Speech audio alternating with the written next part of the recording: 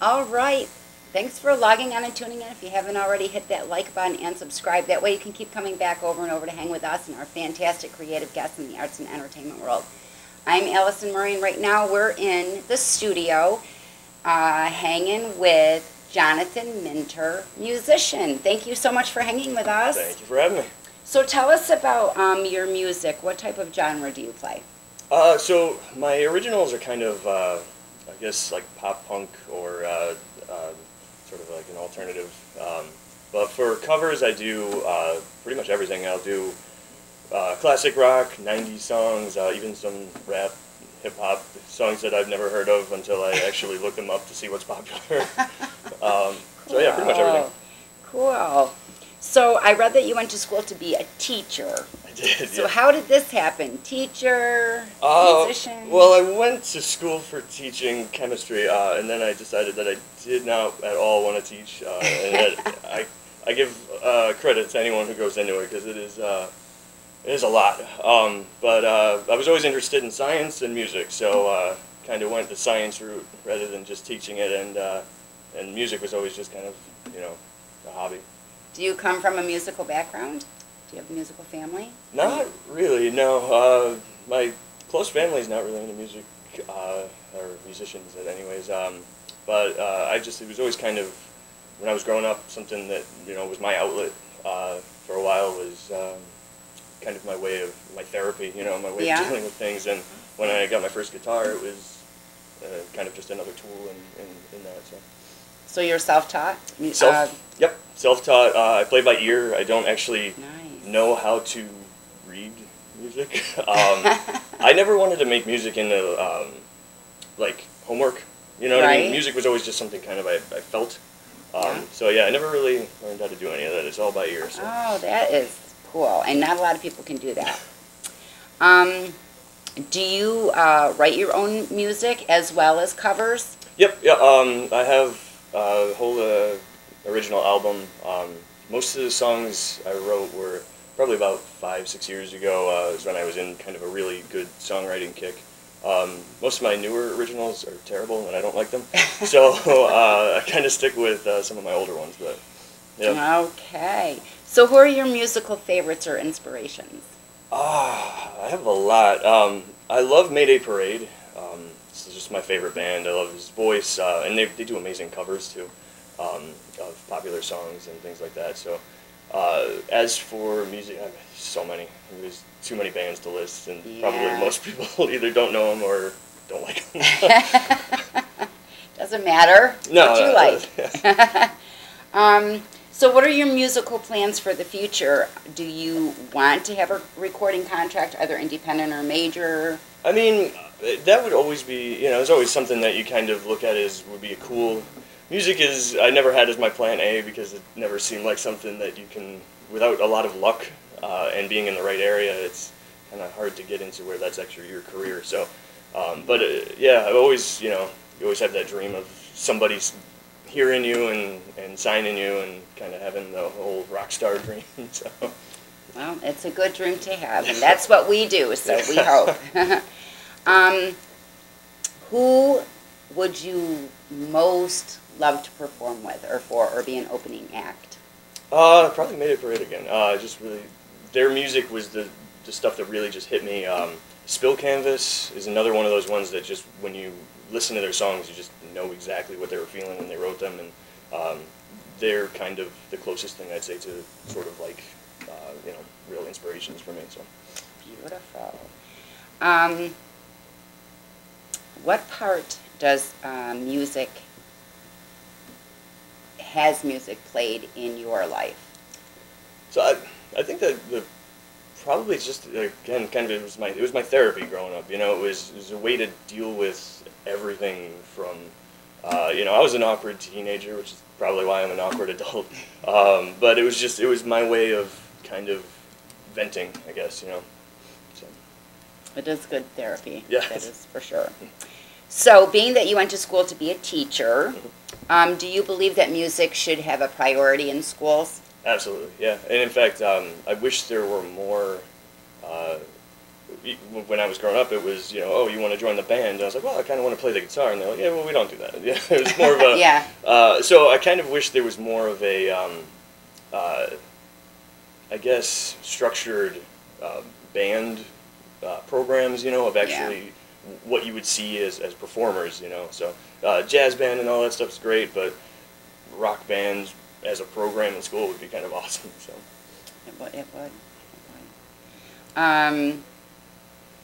Let's see. What would you say is the most rewarding part of being a musician?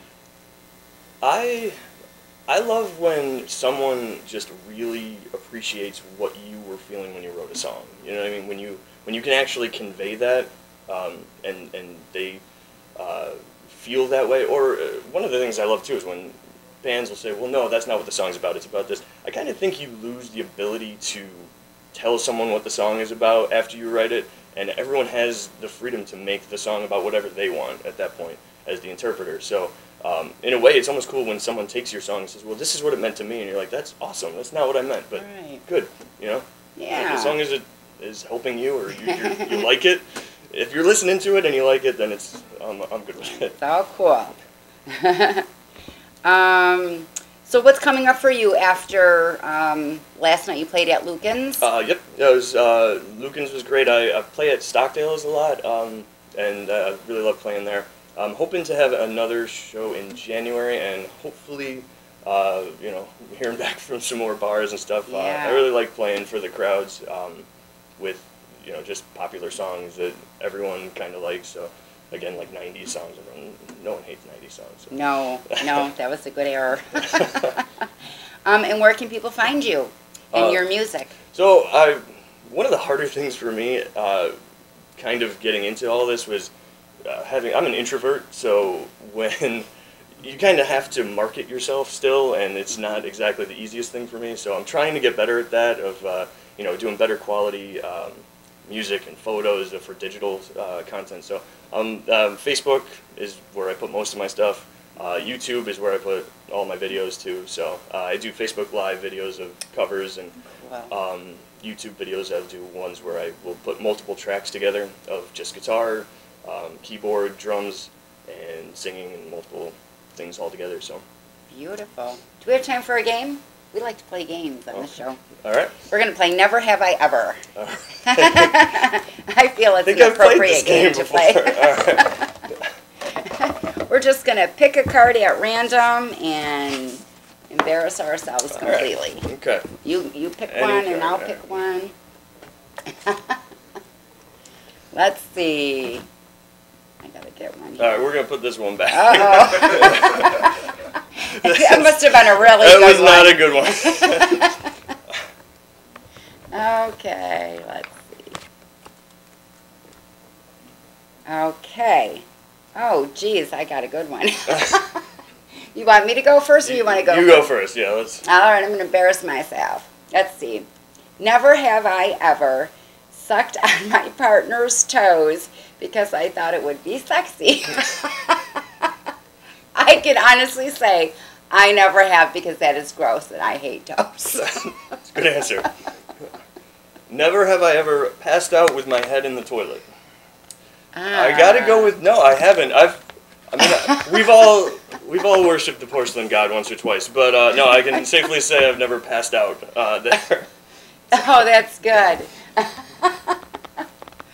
Well, guys, it's been a blast. We've had so much fun hanging with Jonathan today. I am Allison Murray, but before we go, we'd like to thank our partners at Famous Faces and Funnies, Off the Chain Radio with the Yvonne Mason, Space Coast Comics, the Florida Book News, Wordfire Press, and our great friends at Someone Unique Magazine, and our brand new partners, ACES, Asylum Convention Entertainment Services with Heather Reed. These are the folks that share our videos all over the World Wide Web, and we hope you will too. Don't forget to hit that like button, leave a comment, let us know what you think of today's show and our guest. You You can also check our guest links below. Remember to subscribe, log in, and stay tuned to see who we're hanging with next. He stands there at the ocean, searching where he can touch his sky. So he's needed to be presented with something larger than life, to bring him back to what he's done, the loss gained and what it cost, how it made him the man he is now, scarred and cynical. His thoughts shoot photographs of a girl in front of his eyes. They eclipse his vision of the ebbing tide, paralyzed. He finally admits to something lost in time. He loved her, he loves her. It was for her, he was more sure. He felt stronger, no longer. He ran the coastline with one thought in mind, to run to the tide. His gaze met her eyes.